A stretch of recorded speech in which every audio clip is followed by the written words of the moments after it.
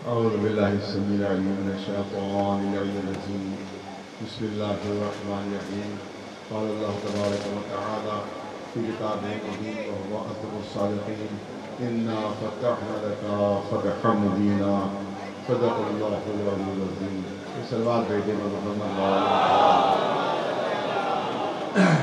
ظاہر کہ بہت دیر سے آپ نے تشریف فرمایا، بہت سے لوگ تو کھڑے ہوئے کئی 3 گھنٹے ہو گئے میرے خیال میں تو کھڑے تو لہٰذا بہت زیادہ لمبی چوڑی تقریر کی ضرورت بھی نہیں ہے، کیونکہ ماشاءاللہ تمام باتیں آپ کے سامنے پیش ہو چکی ہیں۔ بہت ضروری تھی تشویق کے لیے کہ اللہ کبھی کسی کی محنت ضائع نہیں کرتا، اسی لیے اعلان ہو رہا ہے کہ صحیح و منی والاتمام من اللہ، جب ہم کوشش کرتے ہیں تو اس کوشش کو منزل کمال تک اللہ ہو جاتا ہے۔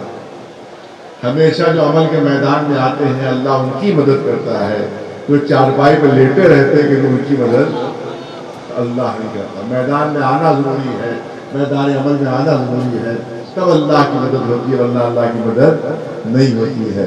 لہٰذا جب میدان عمل میں آئے ان کی اللہ نے مدد فرمائی، اور اس کے بعد ہمیں کامیابیاں اللہ وہاں حاصل ہوئی۔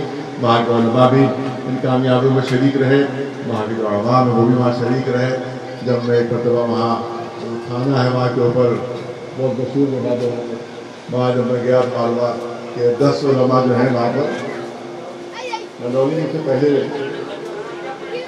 چانک کے پوری کے تھانے میں 10 عالم گرفتار تھے وہاں کے اوپر، جو اسی تحریک میں گرفتار ہوئے تھے۔ جب میں وہاں پہنچا پہلے اپنی وہاں گرفتاری دی ہے، تب 2 بجے رات میں تمام علماء کو چھوڑا گیا وہاں کے اوپر۔ تو وہاں کے علماء نے بھی وہاں پر قربانی دی، سب نے تو نہیں دی لیکن کچھ جس طرح یہاں کچھ ہے اس طرح وہاں بھی کچھ ہی ہے، جس طرح سے ہمارے ساتھ یہاں کچھ ہے سب نہیں، اس طرح وہاں بھی کچھ ہی ہے سب نہیں۔ تو لیکن جو بھی تھے انہوں نے وہاں بھی قربانیاں دی اور یہاں بھی قربانیاں دے رہے ہیں۔ اس کے بعد پھر منڈاولی تھانہ ایک تھا، وہاں کے اوپر ہم لوگوں نے مظاہرہ کیا تھا، تقریباً 2000 لوگ اس میں تھے، جس میں خواتین بھی، جس میں بچے بھی تھے۔ اور وہاں پر وہاں منڈاولی تھانہ ہے، اس کی بارڈر پر، دہلی بارڈر پر ہے وہ۔ وہاں انہی نے 26 گھنٹے ہمیں وہاں پر قید رکھا وہاں کی پولیس نے، اور کھلے میدان میں رکھا تھا۔ دن میں شدید دھوپ تھی، جس میں وہ عورتیں اور بچے بھی تھے، اور آپ کو سن کر تعجب ہوگا یہ ہندوستان کی پولیس کہ پانی تک انہوں نے نہیں پوچھا تھا۔ چھوٹے چھوٹے بچے پیاسے تھے، مگر پولیس کی طرف سے پانی کا بھی انتظام نہیں تھا، کھانے کا انتظام تو دور کی بات ہے، پانی بھی انہیں فراہم نہیں کیا۔ وہاں بچے پیاسے تھے، وہاں عورتیں پیاسی تھیں، وہاں سب لوگ پیاسے تھے۔ آس پاس کے جو 2-4 گھر مومنین کے تھے ان کی طرف سے پھر پانی کا انتظام ہوا، کھانے کا انتظام ہوا۔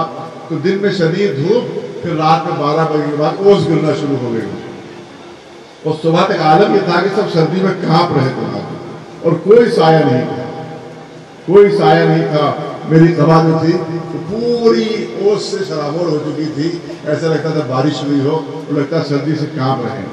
لیکن بہرحال چھوٹے چھوٹے بچے بھی وہاں کے اوپر پوری طرح سے جمے رہے، اور کسی نے بھی ہلکی سی بھی شکایت نہیں کہ ہمیں کوئی اذیت ہے، کوئی تکلیف ہے۔ اللہ نے انہی قربانیوں کا صلہ دیا، مولا نے انہی قربانیوں کا صلہ دیا۔ جب کوئی قربانی دیتا ہے تو اللہ اس قربانی کو ضائع نہیں کرتا ہے۔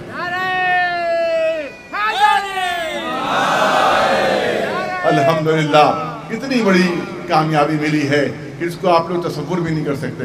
70,000 کروڑ تک کا اندازہ ہے، 70,000 کروڑ تک کا اندازہ ہے، ورنہ وہ زمین اتنی قیمتی ہے کہ اس کے کوئی قیمت جو ہے وہ نہیں لگائی جا سکتی۔ بلکہ یوں کہوں تو میرے خیال میں مبالغہ نہیں ہوگا کہ بہت سے صوبوں کا بجٹ بھی اتنا نہیں ہوگا کہ جتنی اس زمین کی قیمت ہے۔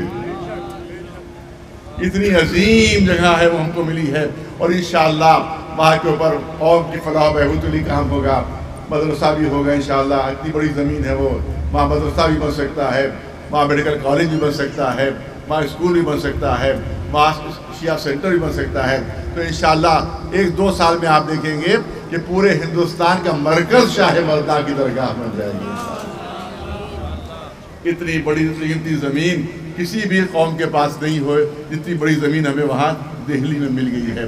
تو یہ سب قوم کی قربانیوں اور علماء کی قربانیوں کی وجہ سے وہاں کے اوپر یہ، اور مولا کی جب تک مدد شامل حال نہیں ہوئی اور ہمیں उस वक्त तक कामयाबी नहीं मिली। मौला की मदद से वो कामयाबी मिली है, जनाब अब्बास की मदद से वो कामयाबी मिली है।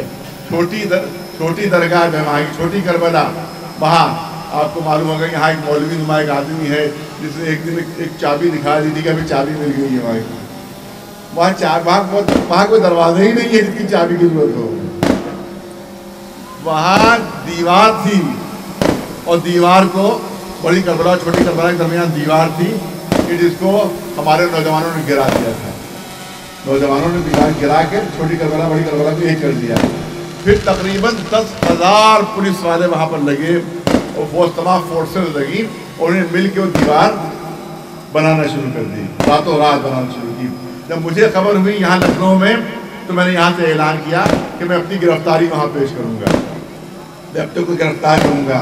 तो रात में 2 बजे करीब वो जो जिनका नाम लिया इन्होंने कि वो बहुत बड़े के वहाँ के लीडर हैं, उनका मेरे पास फ़ोन आया कि आप जो है वो अपनी गिरफ्तारी न लीजिए या माहौल बहुत बिगड़ जाएगा। मैंने कहा मैं तो गिरफ्तारी दूंगा।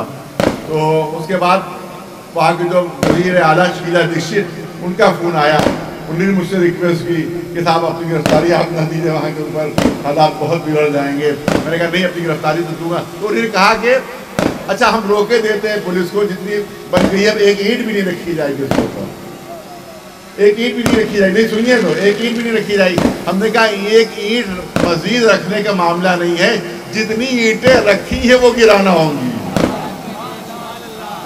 उसके बाद 1 घंटे के बाद का फोन आ गया कि हमने पूरी दीवार गिरवा दी है, अब बड़ी करबला छोटी करबला एक हो चुकी है।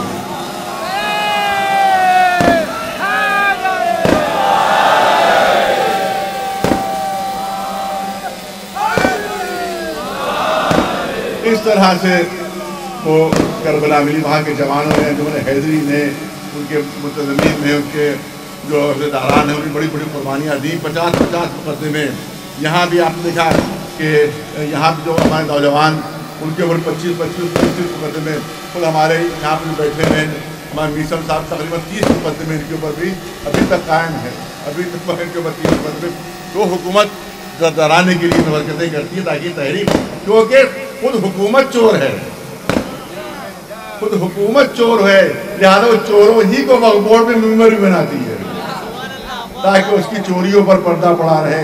इंशाअल्लाह जिस तरह से जनाब महमूद पराचा साहब की वजह से, उनकी कानूनी जो महारत उसकी वजह से हमें वहाँ कामयाबी मिली है, तो यहाँ जो गीदड़नुमा चोर यहाँ के ऊपर जो पर काबिज है, उनको मैं शियार करना चाहता हूँ कि अब शेर का रुख इधर होने वाला है।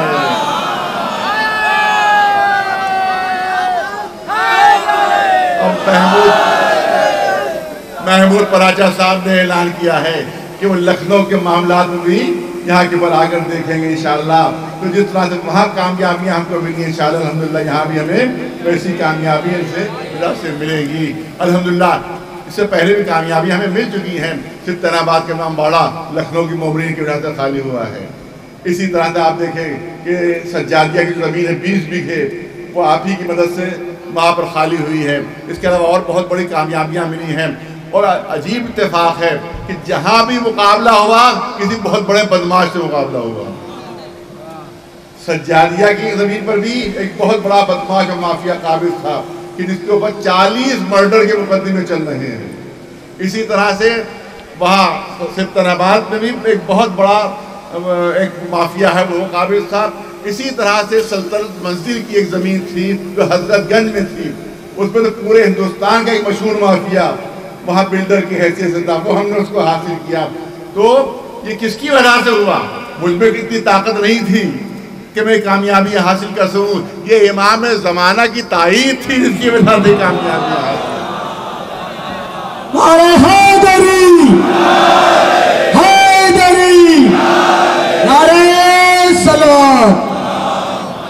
और याद रखिए, अरे कभी भी हिम्मत न हारिएगा, कभी भी हिम्मत, वक्त लग सकता है, कुर्बानियाँ दी जा सकती हैं, लेकिन हिम्मत कभी नहीं हारिएगा। जिस कौम का इमाम जिंदा हो, उस कौम को कभी शिकस्त नहीं हो सकती।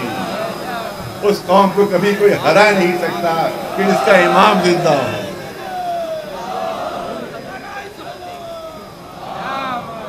بہت زیادہ گزر رہا ہے، زیادہ وقت نہیں لینا ہے. مجھے واقعہ یاد آئے گا، پیش کر دوں آپ کے سامنے. ایران کے صدر احمدی نژاد صاحب وہ اقوام متحدہ میں تقریر کر رہے ہیں. اقوام متحدہ میں تقریر کر رہے ہیں. ہر ملک کا نمائندہ موجود ہے وہاں، ہر ملک کا نمائندہ موجود ہے. وہاں جو انہوں نے جملے کہے ہیں وہ یہاں دہرانا چاہتا ہوں. احمدی نژاد تقریباً 10 سال وہ صدر رہے ایران کے. ان کے جملے سنیے کہ جو انہی نے اقوام متحدہ یونائٹڈ نیشن میں کہے وہ سن لیجیے. وہ تمام دنیا کے رہبروں کو مخاطب کر کے کہتے ہیں یہ بتاؤ کہ تم میں سے کون ایسا ہے کہ جس کا رہبر زندہ ہے. یہ بتاؤ. ہر مذہب کا نمائندہ یہاں موجود ہے، ہر فرقے کا نمائندہ یہاں موجود ہے. یہ بتاؤ تم میں سے کس کا رہبر زندہ ہے، کس کا رہبر زندہ ہے. جس سے پوچھو کوئی کہے گا 2000 سال پہلے گزر گیا، کوئی کہے گا 3000 سال پہلے گزر گیا، کوئی کہے گا کہ قبل مسیح گزر چکا ہے، ہمیں پتہ ہی نہیں کہ کب گزر گیا. تو ہر قوم یہی بتائے گی کہ ہمارا رہبر ہزاروں سال پہلے گزر چکا. لیکن اکیلے ہم ہیں جو دعویٰ کر سکتے ہیں کہ آج بھی ہمارا رہبر زندہ ہے. نعرہ حیدری، حیدری، نعرہ صلوات. پوری دنیا میں اکیلی ہماری قوم ہے جو سینہ ٹھوک کر کہہ سکتی ہے کہ ہم اکیلے وہ ہیں کہ جس کا رہبر زندہ ہے، جس کا امام زندہ ہے، جس کا سرپرست زندہ ہے. نعرہ تکبیر، نعرہ رسالت، نعرہ حیدری، صلوات پر محمد و آل محمد. تو تمام لوگوں نے وہاں پر مدد کی. خاص طور سے ویسٹرن یو پی، مغربی یو پی کے مومنین بہت بھاری تعداد میں. جب بھی ہم نے ان کو پکارا وہاں سے لوگ پہنچے. لکھنؤ سے لوگ پہنچے. وہاں کتنے لوگ ہیں جو لکھنؤ سے پہنچے وہاں کی تحریک میں، اور جو مغربی یو پی وہاں سے پہنچے.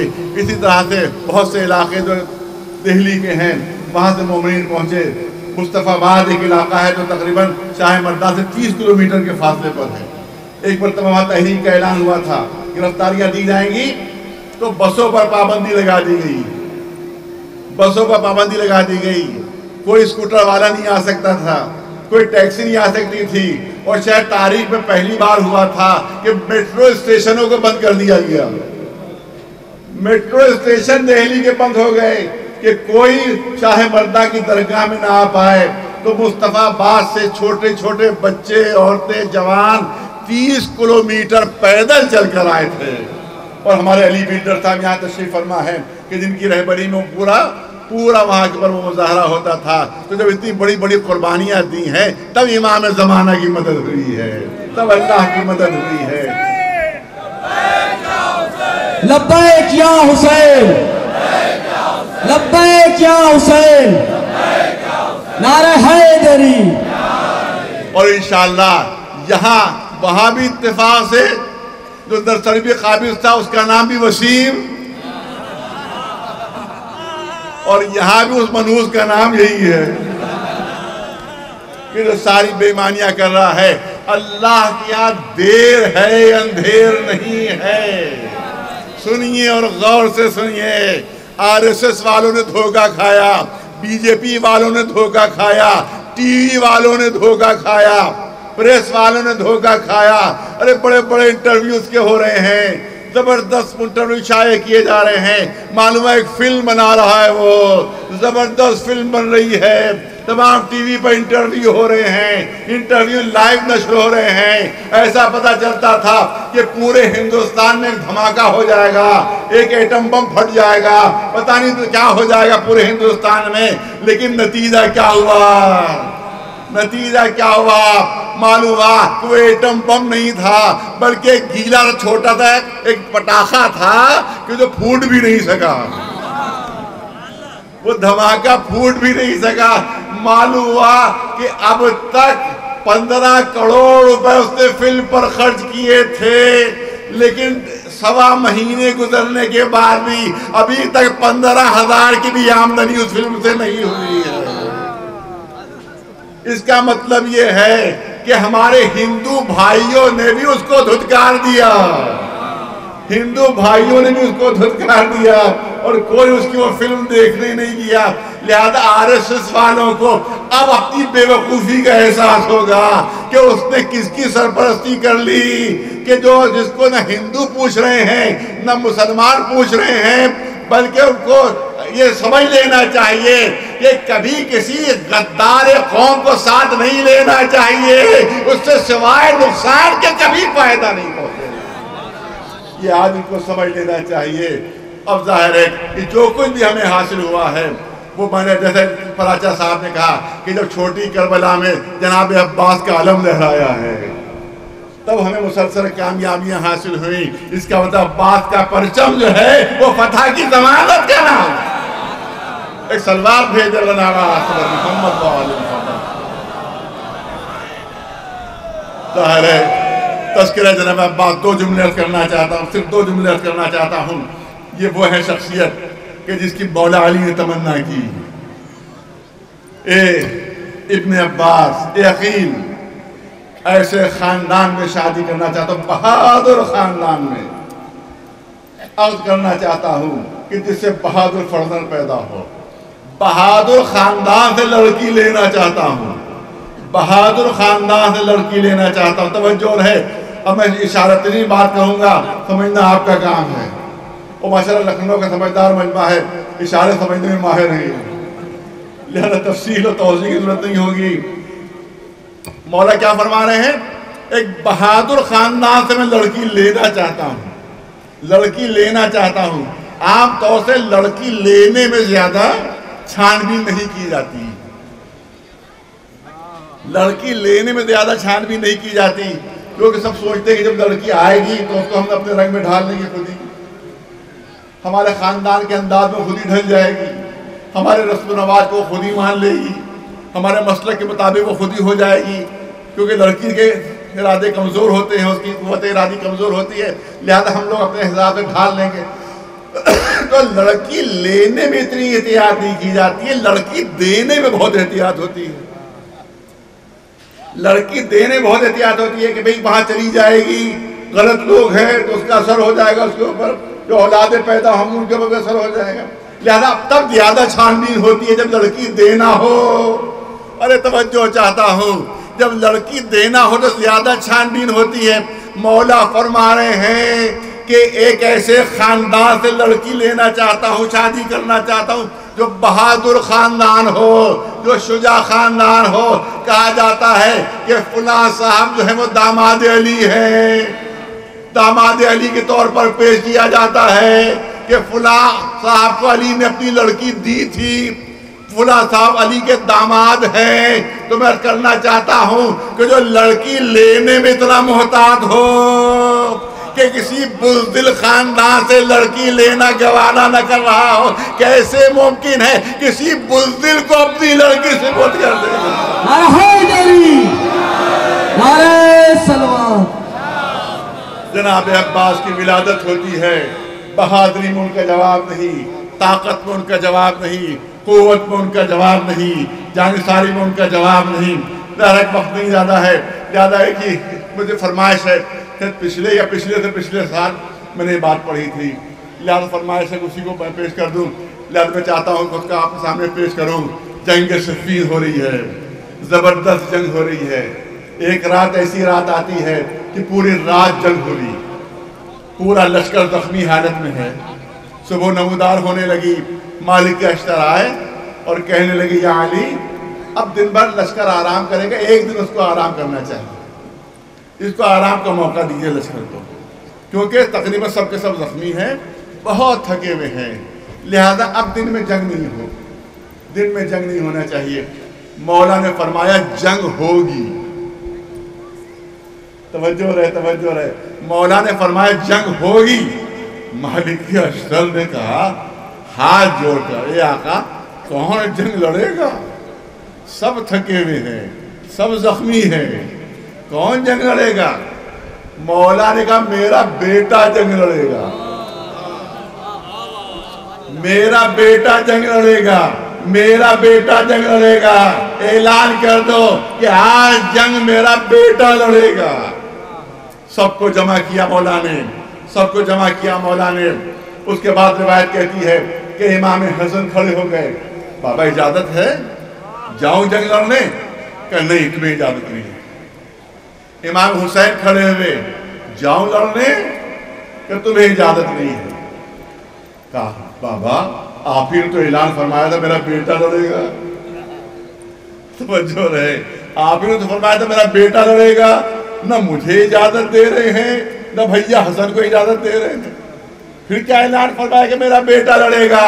کہ میرا بیٹا لڑے گا، تم رسول کے بیٹے ہو۔ ارے توجہ رہے، تم رسول اللہ کے بیٹے ہو، میرا بیٹا لڑے گا، اے عباس کھڑے ہو جاؤ۔ جناب عباس کھڑے ہوئے، اپنا لبادہ پہنایا، اپنا لباس پہنایا، اپنی زرہ پہنائی، اپنا خود پہنایا، اور اس کے بعد چہرے پر نقاب ڈال دی۔ اے عباس جاؤ، جا کر جنگ کرو۔ اب جب عباس نے جنگ کرنا شروع کی تو کبھی میمنے کو الٹا، کبھی میسرے کو الٹا، کبھی قلب لشکر کو الٹا، میدان سے دشمن بھاگ رہا ہے، ارے علی حملہ کر رہے ہیں، علی جنگ کر رہے ہیں، علی جنگ کر رہے ہیں۔ بالکل وہی جنگ کا انداز تھا جو مولا علی کے جنگ کا انداز تھا، اسی طرح سے جنگ ہو رہی تھی۔ جنگ لڑتے لڑتے یہ کہ مولا علی نے دیکھا کہ میرا بیٹا سب پر حاوی ہو رہا ہے، خود مولا نے بھی نقاب ڈالی اور پہنچ گئے میدان جنگ میں اور جنگ کرنا شروع کر دی۔ ارے ہر طرف شور مچ گیا کہ ابھی تو ایک ہی علی تھا، یہ دو علی کہاں سے آ گئے؟ ابھی تو ایک ہی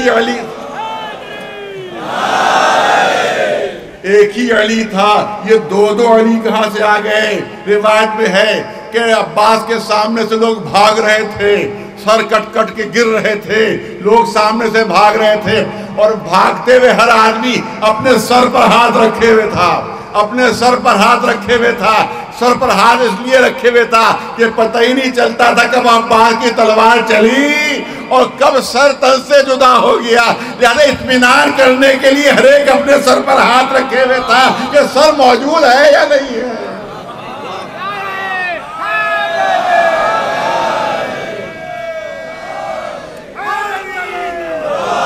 میں نے کیسے زیادہ نہیں عرض کرنا ہے، ہر ایک سامنے سے بھاگ رہا تھا، ہر ایک سامنے سے بھاگ رہا تھا۔ علی آ گئے، علی آ گئے، علی آ گئے۔ دو ہی موقع پر دھوکہ ہوا ہے، دو ہی موقع پر دھوکہ ہوا ہے۔ یہ صفین کا موقع تھا جب منافقین کو دھوکہ ہوا، اور وہ شب ہجرت کا موقع تھا کہ جب مشرکین کو دھوکہ ہوا تھا، مشرکین کو دھوکہ ہوا تھا۔ پوری رات سمجھتے رہے کہ رسول سو رہے ہیں، پوری رات دھوکہ کھاتے رہے کہ رسول سو رہے ہیں۔ یہاں پورے دن منافقین دھوکہ کھاتے رہے کہ علی جنگ کر رہے ہیں، علی جنگ کر رہے ہیں۔ مگر مولا علی کی خدمت میں ہاتھ جوڑ کر کرنا چاہتا ہوں کہ جب آپ کے اوپر نبی کا دھوکہ ہوا تھا تو رات کا اندھیرا تھا، رات کا اندھیرا تھا، تب آپ پر نبی کا دھوکہ ہوا تھا، اور جب عباس پر علی کا دھوکہ ہوا تو دن کی روشنی میں ہو رہا تھا۔ ہر ایک یہی سمجھ رہا تھا کہ علی جنگ کر رہے ہیں، علی جنگ کر رہے ہیں۔ ایک صلوات بھیجیں بلند آواز صبر محمد محمد علیہ السلام، اور عرض سے زیادہ مجھے نہیں عرض کرنا ہے۔ دعا حضرات مانگیں کہ امام حسین علیہ السلام کے طفیل میں، جناب عباس کے طفیل میں یہ وقف کی تحریک کامیاب ہو۔ جلد سے جلد جو وقف خور ہیں ان کو جلد سے جلد دنیا میں بھی سزا ملے، اور اللہ ان کو آخرت میں بھی سزا دے، اور انشاءاللہ سزا مل کر یہ دہلی کے واقعے نے ثابت کر دیا ہے کہ دیر لگ سکتی ہے مگر سزا مل کر رہے گی۔ اور آپ دیکھیں وکیل موجود ہیں، وہ بتا سکتے ہیں کہ اس طرح کے جو مقدمے ہوتے ہیں وہ نظیر بنتے ہیں، وہ نظیر بنتے ہیں۔ وہاں جو جج نے فیصلہ دیا کہ 7 کروڑ جرمانہ لگے گا کیونکہ یہ ناجائز طور پر قابض ہے، 7 کروڑ جرمانہ لگے گا، اور 1 مہینے کے اندر اس نے خالی نہیں کیا تو ہر دن کے 2,14,000 جرمانہ۔ یہ فیصلہ تھا، یہ نظیر بن گیا ہے۔ اب یہاں جو ناجائز قبضے دار ہیں وہ ہوشیار ہو جائیں، میں تو کہتا ہوں جتنی زیادہ دن رہے اتنا زیادہ اچھا ہے، کیونکہ اتنی ہی زیادہ وقت کو معاوضہ بھی ملے گا، اتنی ہی زیادہ تمہیں جرمانہ بھی انشاءاللہ ادا کرنا پڑے گا۔ انشاءاللہ کامیابی ہمیں مل کر رہے گی اگر خلوص ہو، نیک نیتی ہو اور ہمت ہو، تو انشاءاللہ اللہ جو ہے ہمیں کامیابی دے گا۔ دیکھیے اب آخری جملے اب ایک دم ذہن میں آ گیا، میں دہلی میں بھی تقریر کی تھی، میں نے کہا کہ دو چیزیں ہوتی ہیں، یا بک جاتا ہے انسان یا ڈر جاتا ہے، یا بک جاتا ہے یا ڈر جاتا ہے۔ دولت دے کے اس کو خرید لیا جاتا ہے یا ڈرا دیا جاتا ہے، لیکن جس کے پاس دو چیزیں ہوں نہ وہ بکتا ہے نہ ڈرتا ہے، نہ بکتا ہے نہ ڈرتا ہے۔ جس کے پاس محبت اہل بیت کی دولت ہو وہ بک نہیں سکتا۔ ارے توجہ چاہوں گا آپ، جس کے پاس محبت اہل بیت کی دولت ہو وہ بک نہیں سکتا، اور جو اللہ سے ڈرتا ہو وہ دنیا میں کسی سے ڈر نہیں سکتا۔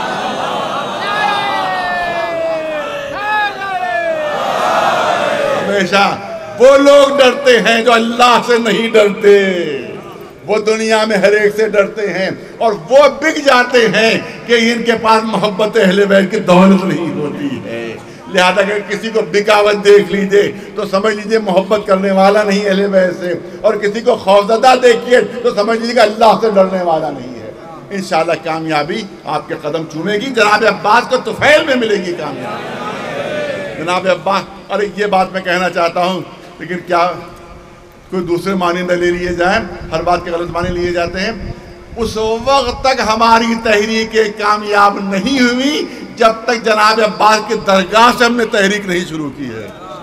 جب یہاں سے تحریکیں شروع ہوئی ہیں تبھی کامیابیاں ملنا شروع ہوئی ہیں، اور جب وہاں جناب عباس کا پھریرا لہرایا ہے تب کامیابیاں ملنا شروع ہوئی ہیں۔ انشاءاللہ یہ کامیابیاں ملتی رہیں گی، چور پکڑے جاتے رہیں گے، ڈاکوؤں کو سزا ملتی رہے گی، اور انشاءاللہ جتنے بھی بے ایمان ہیں وہ اپنی اوقات ان کو معلوم ہوتی رہے گی، اور الحمدللہ اپنی اوقات معلوم ہو گئی ان کو۔